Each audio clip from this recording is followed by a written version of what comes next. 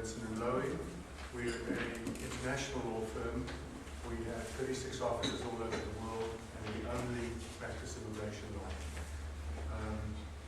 I'm a partner. I'm based in the Irvine office, and my particular subspecialty, as it were, is the EB-5 area of work. I do regional centres, new ones, amendments. I do the investors into the regional centres, and I do individual investors who are doing their own startup programs.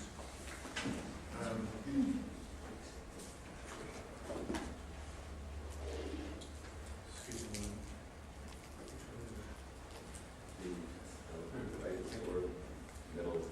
That's great. I'd like to try and get an idea of the level of understanding of this particular program from the audience. So I'm going to break it into three. Who feel they really know what's going on, they're involved in it, they do have their own regional centres or planning them, who have a good understanding of the program. Just show of hands. Okay, a few of you guys, would you like to come up and do the program? Who has some idea of what's going on and sort of dabbled a little into it? Okay. And then who here really is coming to this program to try and find out what it's about and learn a little bit? Okay.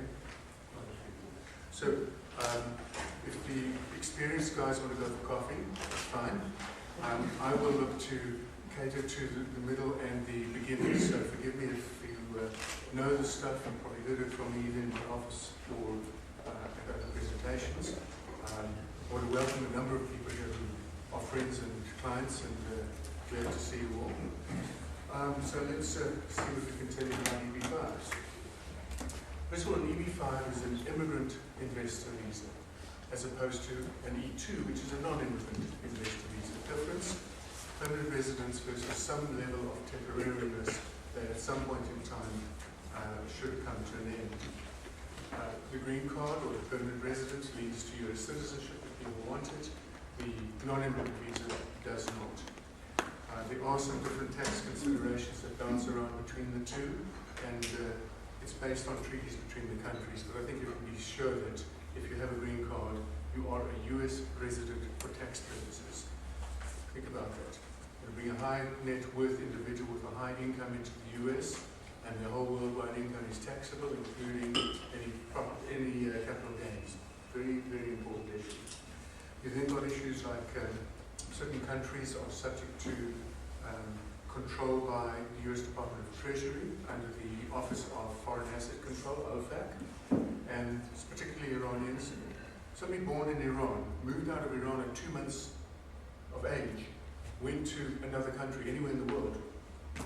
Immigration is insisting on a license for the investment. I mean, it's totally, it's just crazy. It just doesn't make sense. However, the Department of Treasury is saying, you don't need it. Why bother us? And now they've pushed this stuff between 6 months and a year to get the license. Immigration sitting on their position. They want that license, but they won't go forward with anyone who has Iranian residence or is born there. So that's one of the things we have to overcome. Very careful on compliance with securities and exchange control regulations and law. Okay. The SEC is active in the area. SEC has got alerted to EB-5 stuff. Remember that when you're dealing with any of these offerings, you're dealing with an unregistered security.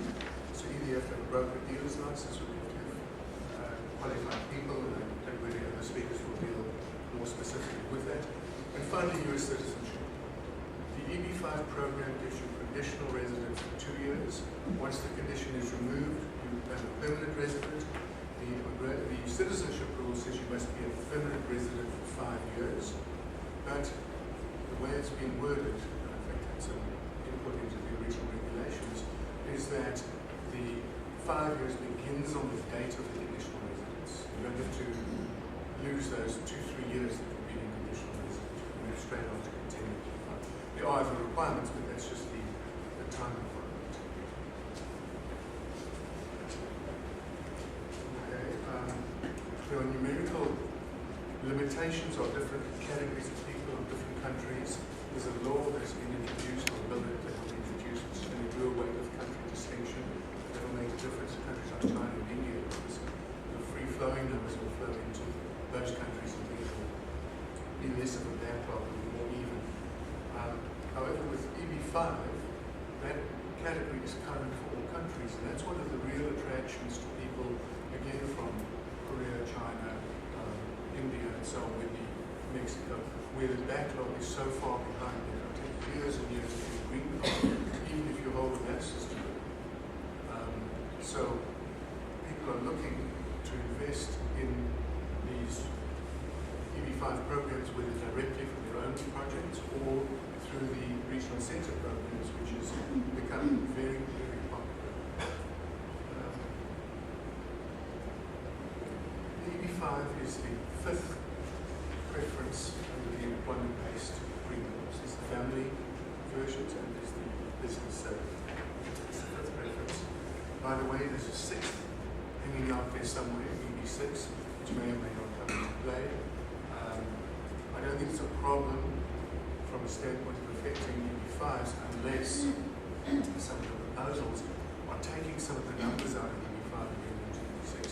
That could be a problem, because although EB-5 has not reached its total of 10,000 to date, we're maybe into something like 4,000 this year, or 5 perhaps. That's to September 30th of 2011. But if they take numbers out, and the way the program is growing, we're going to have a problem, because we're going to run out of EB-5 numbers sooner rather than later. Can anyone hear me? I don't know. It's not quite.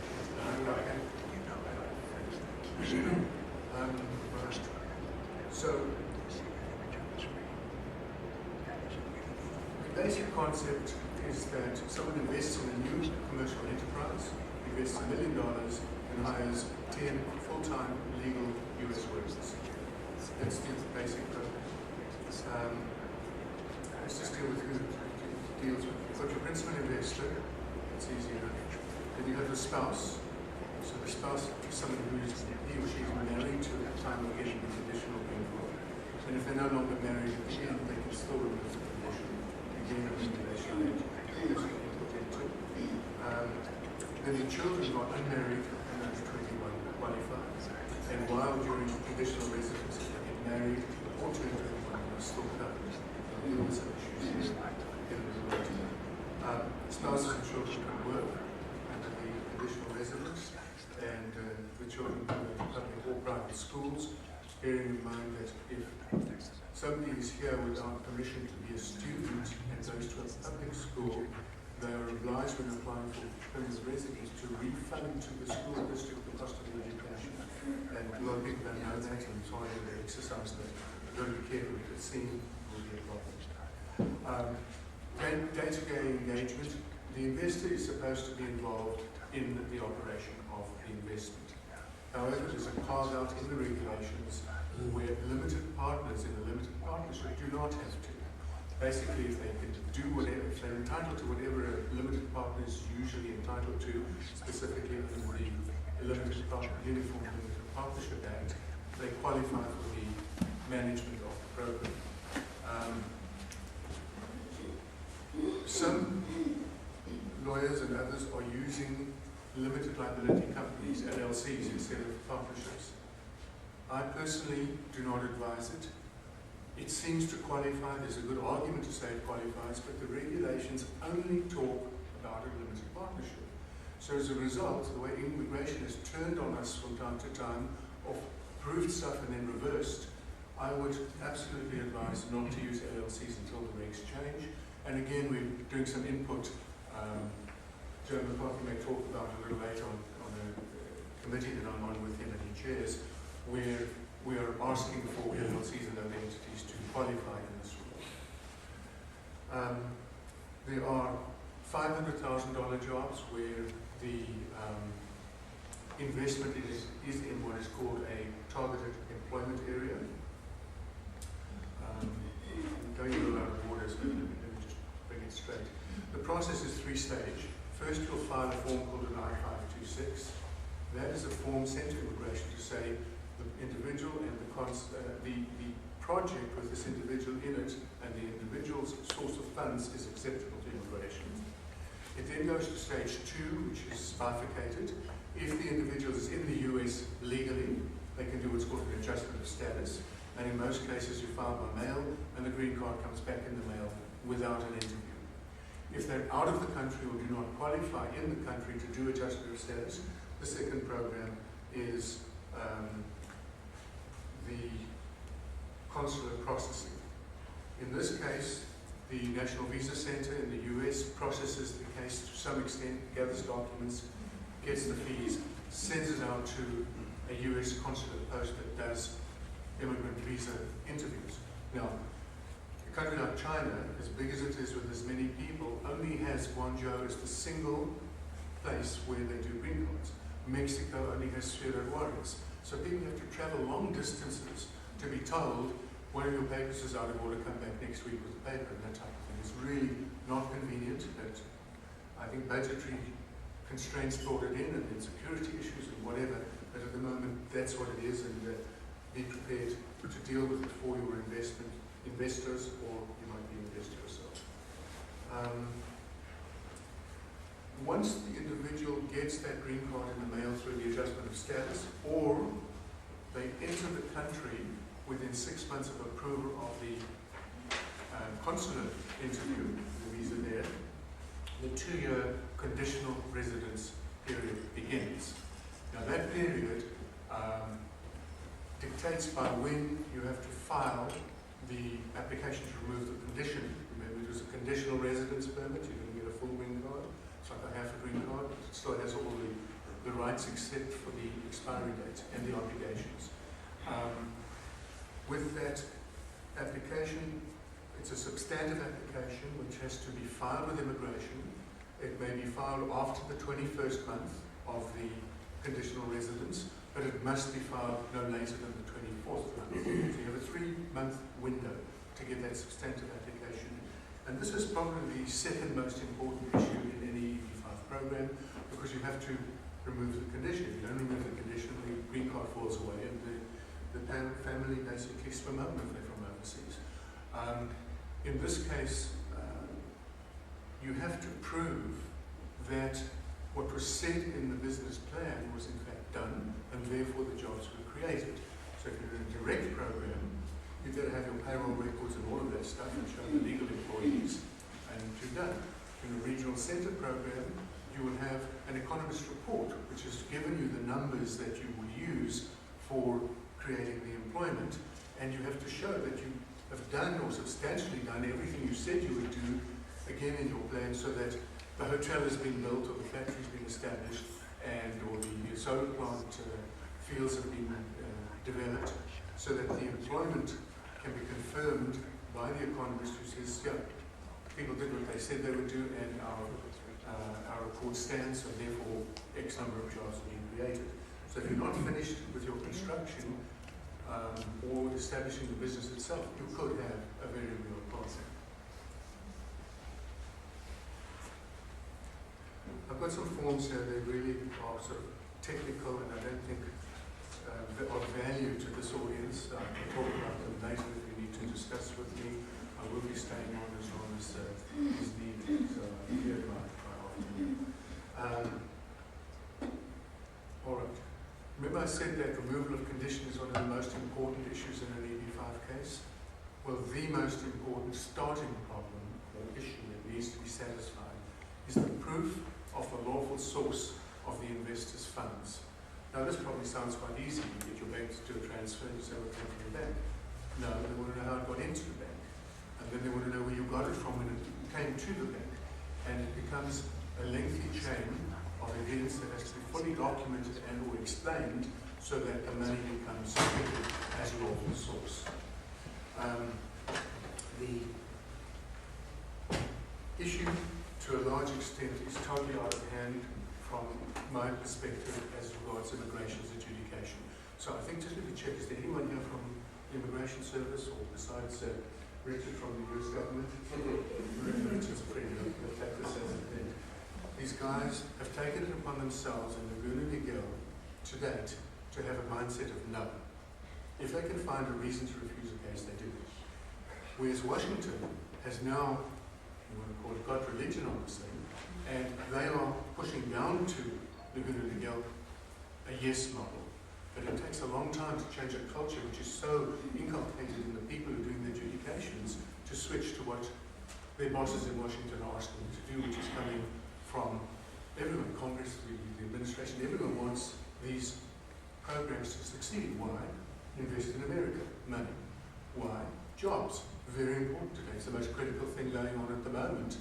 And David, of course, sorry to interrupt. I think it's important because it is such an enigma, that ziggurat building, that federal building there, Laguna Niguel, to explain its sort of, because it is sort of an epicenter for all of this in many ways. And could you just kind of say why it's there and who's it from? Okay. And very briefly, the structure of the immigration adjudications, most of the cases are done by mail. Some of them will be called to a local office for an interview. Others are just processed by mail, finalized or bumped out to a U.S. consul, as I've described before. There are 4 major service centers in the U.S., basically east, west, north, south, but they've got their own names.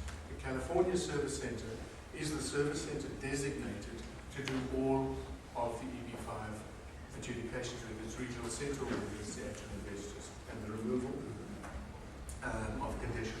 Now, they are a world unto themselves. They have opened up substantially over the last year or so. We've got this outreach program, the ombudsman, and so on. So it's become much more helpful. But at the same time, there's an underlying sense of they really don't like the program. And you may agree with this philosophy. Why should a rich person buy a green card and get in front of the line with somebody with a master's degree, maybe with a PhD, is going to wait 7 years? Well, I don't stand on any side on that. All I say is Congress saw it as a benefit to the US. That's why they passed the law. That's why I've kept it going. And I don't believe it's for the officers adjudicating to have any particular leaning. They've got a law, it's passed by Congress, get on with it. Don't try and find ways to... I'll just say, write your congressman or congresswoman. Contact your official. That helps to an extent, but basically they get so many of them, they become neutralized.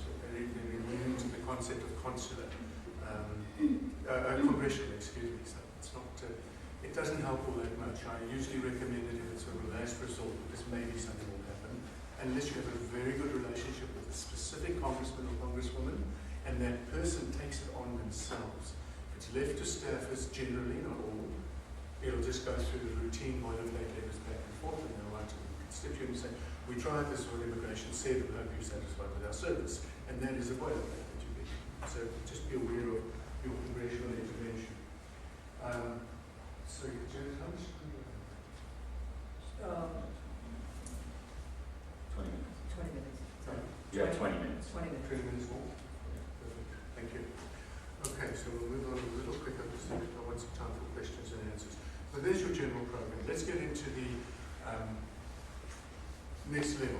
If the program, I've told you it's $1 million, hire directly your 35-hour-a-week legal people, approved with payroll, standard program. If any of this is in what's called a targeted employment area, the level drops to 500,000. So what is the targeted employment area? It's split in two. One is it's a rural area, which means it's a town of 20,000 population or less and its surroundings. But, very important issue, it may not be in a metropolitan statistical area. And that's created a lot of problem. And again, in our proposal to Congress and trying to get rid of those words, because it's not only in the statutes, it's not only in the regulations, it's also in the statute. So it's a hell of a thing that to overcome. They really intended it to be there, and it actually makes no sense. It's brought from some other economic type study, which doesn't really apply to you. The second is what they call high unemployment areas. Now that definition is 150% of the national average. So for ease of calculation, assuming national average, and it doesn't get there ever again, is 10%. Any area over 15% will qualify. So at the moment it's repeated at 9.1. I believe the figure is 14.65. So at the moment you have the whole of Riverside and the whole of San Bernardino counties being high unemployment areas. which is very helpful for what we'll come to, particularly with regional centres. They then had two other categories on either side of this 500 million on direct. You could save a troubled business, or you could expand an existing business. These are detailed in a formula, separate discussion if anyone wants to get into it. So the program ran, I was in the Senate in 1990 when this program was being debated by the late Senator Kennedy and our current Vice President, then Senator Biden, and they were having a whole argument about whether this program should go or not. Anyway, it passed, and it's been in existence since then. Our office filed one of the very first, if not the first case that got approved in I-526 for a direct investment, because regional centres weren't there yet, and we took that case through AIT. Anyone not know what AIT is? You all know what AIT is? Okay. It's American Institute. AIT is the American Institute of Travel.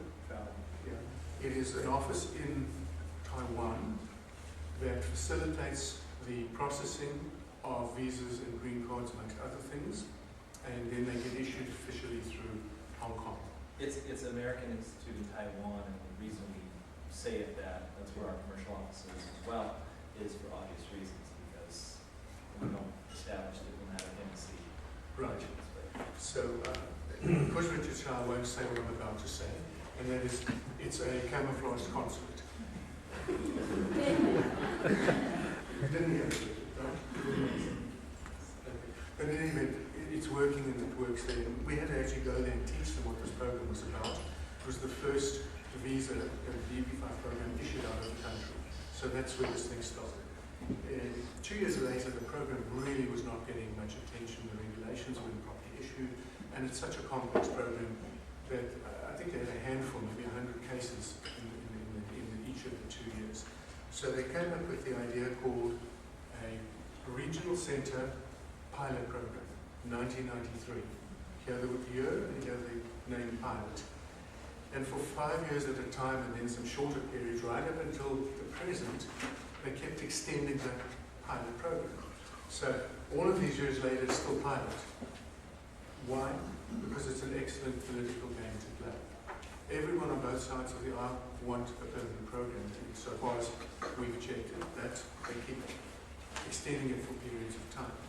So this current regional centre pilot program is due to expire on the 30th of September 2012. So we're less than a year to go. So if you do nothing else and you have an interest in this program, please lobby your congressmen, women, senators on approving a permanent program. A few months ago, I was up on the hill with a group of people, and we saw 6 different congressional officers, 2 actual congressmen and women, and 4 senior staffers. And all of them had the position of, what's the problem? Of course you'll get it extended. So I said, we don't want an extension, we want a permanent program. And then I went on to explain that for at least a year before the sunsetting, people don't want to invest. You're sitting overseas, you're going to put up $500,000, and people say your program will sunset. Well, it does a lot of damage to the program. Very quickly, the distinction between the regional centre and the regular direct program from 1990 to 1993 program simply allowed you to have a calculation through reasonable econometric reports that you would be indirectly creating the numbers of jobs required, and you use different multipliers and so on to reach that particular level. It's interesting how immigration has looked at these things, and they suddenly became very, very definitive of how they wanted to see it. They introduced things like NICE codes, which is a classification of different business clusters, which isn't anywhere in the regulations. And it came about when they brought on board an economist who subsequently left them, but left behind her this trail of much more difficult, complex things to prove. And because it made it easier for immigration, it became the standard without being a law. So you almost have a de facto regulation without it being a jure. Okay, let's keep moving. So regional centres are up for sunsetting. Let's see. Okay, regional centres, why are they so popular? Because the investor doesn't have to show up to the business unless they take a position so they qualify for that area of the law. Many of them will either retire to the beach in Florida or keep going back and forth home and work from, we'll use China as an example, where they have the spouse and child in school here. They get the benefits of the system, they've got a green card, they've made the investments, they've contributed by creating the 10 jobs. That's the way the program sort of moved on. But from the US side, and this is the critical side which I think comes about from Richard's standpoint and from many of you in the room, by creating your regional centre or your direct investments on a global basis, you're creating an investment of cash into the country, whether it be a hotel, a factory, these solar arrangements, green manufacturing, alternative fuels, you name it, any business that will generate direct or indirect employment based on either the regional centre or directly can pull in the money, sponsor the individuals. Most of them, as you appreciate, will be in the $500,000 areas because of the risk element. Who would risk $1 million for a green card when you can risk $500,000 for the same green card? And that's why the majority of cases are done through projects in targeted areas. So this has become, for local developers, businessmen, entrepreneurs, an alternate source of financing. You pull money in from overseas. The best example I'll give you is a current one, which is an aberration because it comes from a very established regional centre organisation, and that is, some of you may have heard of the Marriott Hotel going up in downtown Los Angeles near the Staples Center. Well, my understanding is that's a $118 million raise, and when I spoke to them a couple of weeks ago, and this has only been out for 4 or 5 months, they already had over $75 million in. Just think of those numbers, that's massive, it's really big. Do you know? Well, the Chinese invested in the original Marriott Hotel on Figueroa. You know, we were involved with that with the Los Angeles Economic Development Corporation. But you're talking about a new facility or the new JW Marriott connected suite? It's the new Marriott in San Olympic. Ah, okay. The courtyard. Second. Courtyard.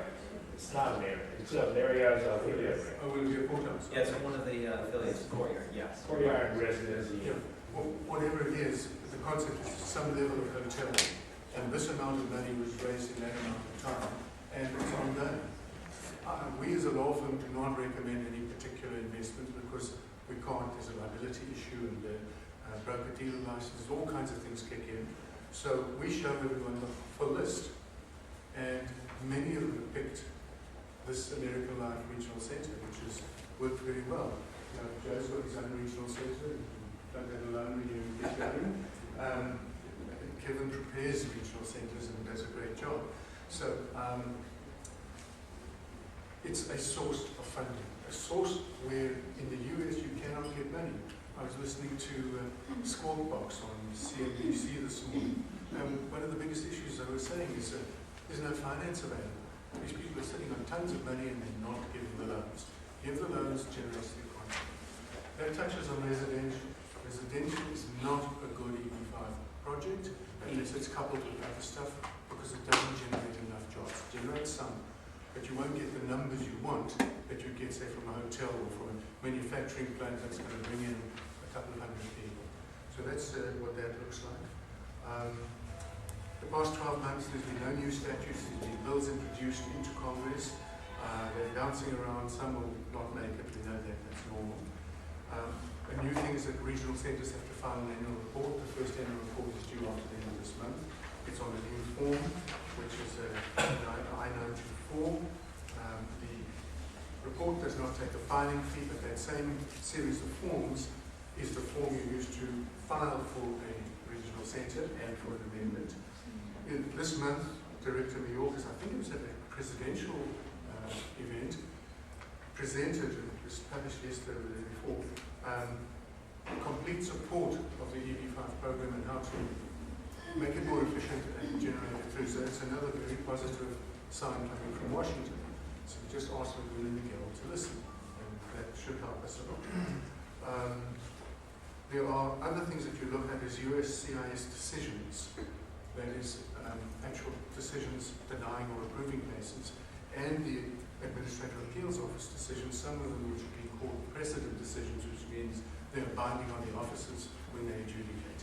And they're really important because they deal with a whole lot of stuff there. And finally, we have a couple of federal court cases. Timing is important. Timing is really critical for a lot of people in development, construction, and so on. They've got the deal, they're ready to go, they want the money in the next 3 months. So you start at a regional centre, and that's going to take 6, 8, 10 months, however long it takes to get the thing through the system. And this jumps around, and you get published times and you get actual times, and the two, any resemblance of the two is purely coincidental. Then you get the time to file your actual I-526, because many of these projects are triggered on when the I-526, that's the stage 1, is approved, then the money will release from escrow. Let's talk about escrow very quickly. Escrow is a law in China, L-O-R-E. Escrow is not a law in the US, L-A-W. It's developed through these agents telling people it's a better way to go, do this, do that. And now, just about no investment will be done in a regional centre or other big project without having a middle escrow. Okay, we have people in the audience, Brian and his team, who handle escrows for regional centres, and their service is a good service as well. The one that doesn't do an escrow, the biggest named one, the one with this Marriott's Courtyard project in Los Angeles, refuses to do escrows. But they're so established, and they've been in the business so long, and there's such a wide network that they just do not do escrows. You invest with us, you pay it into our bank account. If we don't get the 526 approved, we promise to pay you back. And they are strong enough and have been around for a long enough time to be reasonably comfortable that they will pay you back. Thank you. Okay.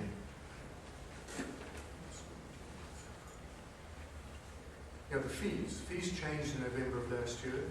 Most things went up except for naturalization cases, which remained the same. They added the fee for the I-924, which is your regional centre application, and your filing of the I-526 and the I-829, which is that one is the application remove condition. Everything went up. The highest fee immigration charges for anything is this I-924, which is $6,230. Bearing in mind that we used to pay $50 to $75 for a filing historically, and going back, been around 30 years, and it's moved up substantially. But even the most expensive on a regular application is the $1,500, the I-526. That's higher than all the other H's, LZs, and so on. Anyway, that's bear in mind that those fees are there. If you do an amendment to your regional centre, you set it out fairly defined, which you want to keep moving through, and you want to add to it or change it, another $6,230.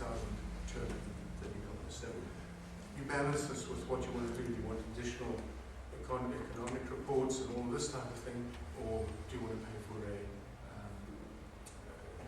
do you want to do the amendment later?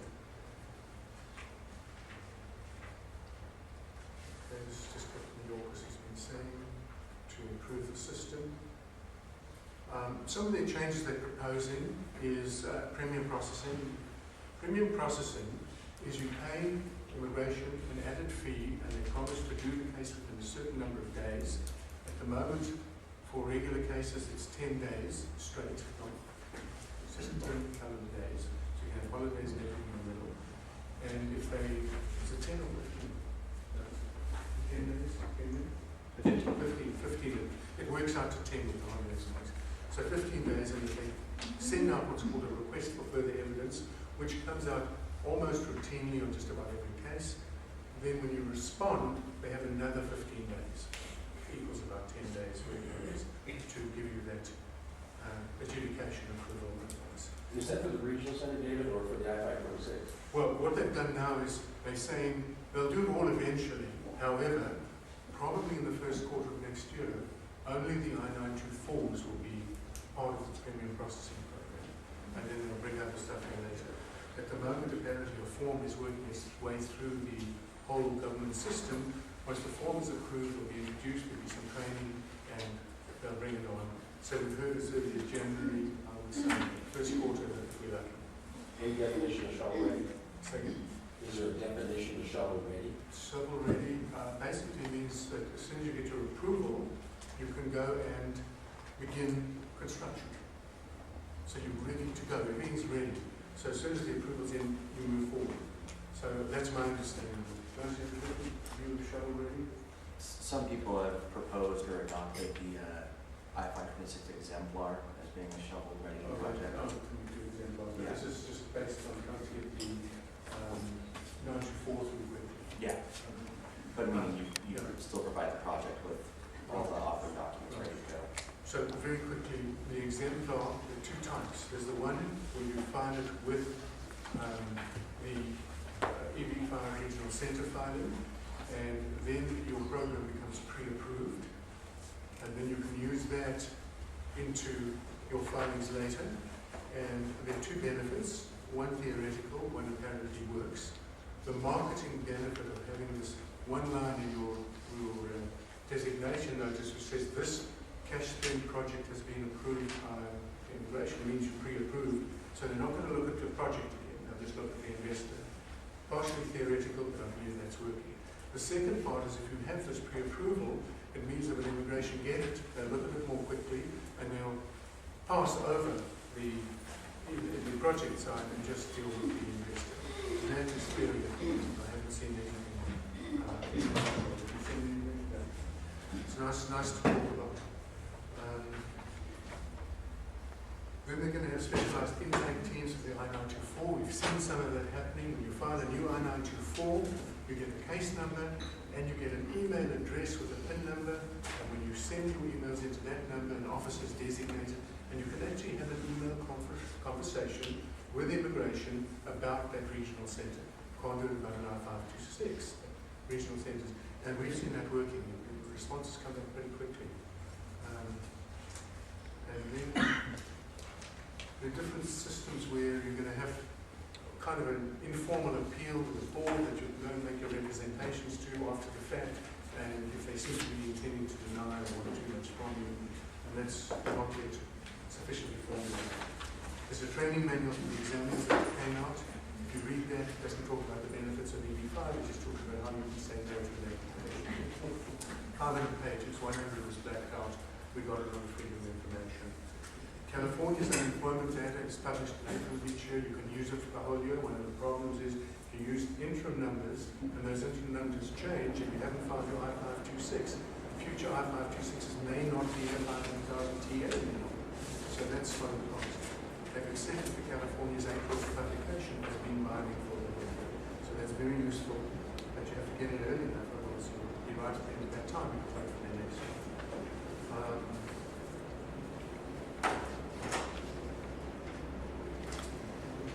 Material changes don't change your program extremely. It requires an amendment of a regional center, and if you already have your I-526 approved and you go to the I-829 state and they regard it as a material change and it's not predefined, they can refuse it. If you change midstream, one of the remedies are to file a new I-526 with changes, but the loss rate would be for family members because you may be divorced, it's going to be married or turn 21. They won't be carried on in the second application.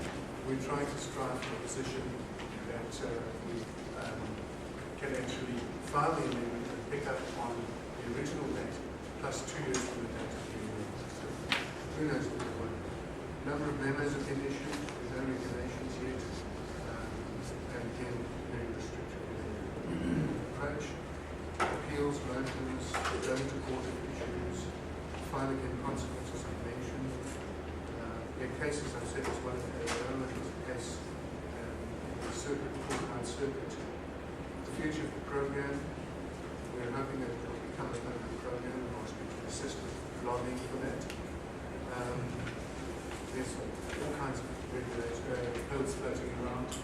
Many of them will become hooked into other stuff, or other stuff hooked into them, but we hope we manage to get through. There will be by December of the next year, about 250 plus regional centers. So it's a big choice, and you have to be careful which ones you choose. Some of them are absolutely flat. There's nothing big. There's a lot of glossy materials with no real uses. Do your due diligence, check it out, make expect the streamlined processing of respect to regulations. So 35 seconds left. Question. I think you did a great job. But my question is, immigrant investor's child is, let's say, 20, and that child marries. Does that exclude the child is 20 from the, Unless you've already got an I-526 approved and an adjustment of status or partial crossing and admission admitted into the country before the marriage date. okay, so if I marry after So I then you have a different problem. It's a whole other The spouse of a green card holder is entitled to a green card, and that part is substantially backed up, and depending on the country, it's even more backed up. So there's several years to wait to get your spouse in, subject to some other processes you'll be trying to deal with. So it's not something you want to be faced with. So what we found, a lot of these people have sufficient monies. They do it for the federal, and another 500,000 in for the son's daughter, a student. Okay. We'll take two more now. I have a question about the employment numbers. I work with a couple of developers, one that's actually looking at creating a regional center, and the question comes up that this 150% number is obviously a moving number. Putting together a combination of this program with the development program is usually a matter of years, not a matter of months. So I can certainly envision someone really working for 2 to 3 years to put these together, and then suddenly the numbers don't work because now it's only 149.5% instead of 150%. Right. That is a real problem. We're trying to address it. A couple of things being suggested. One, at the time of the issuance of the private placement memorandum, should lock in. The second is, at the time of the filing of the first I-526, should lock it in for everyone else in that project. At the moment, the position is not quite that. So we're trying to move them along. And they review TAs at the time of filing the I-526 this time. Whether they will go backwards under certain circumstances or not. I think there's something there, but nothing that I would hang my hat on. So if you have that kind of project, if you can get it far enough in theory, and you know to a degree for the time after you start, then you might want to find your I-526s right now, showing that you will be complete your project 2.5 years after the filing of the I-526. And then they're in. You've got the I-526, they're in. I just have one more, then I'll have to, sorry, please. Yes, about the hand employment employees. I'm sorry, I'm not getting it. For the direct master, you would try to have 10 full-time employees. Is there a certain time period required for how long you You can ramp them up so you don't have them all on day one, but you must have them all when you file your I-829 to remove the condition. There's some wiggle room. They talk about reasonable compliance in the future. Truly, leaving it to the discretion of immigration in the current mindset, I wouldn't look to rely on that reasonable completion time in the reasonable future. My advice to clients is conservative. Make sure you've got all of them roughly at by the 21st month, like the quarterly payroll withholding return, maybe an annual, it will be on out. And I recommend every regional centre is using every EB-5 program is using direct employment on payroll, which is the definition of direct employment. Deal with it a little later. On payroll will go through the EB-5 program. And if you don't know what that is about, let's talk about it later. Can I do one more question? We actually have about half an hour Q&A session after other presenters speak. We'll get so you later, we sir. can respond to the questions and they will be answered. Thank you very much. Thank you.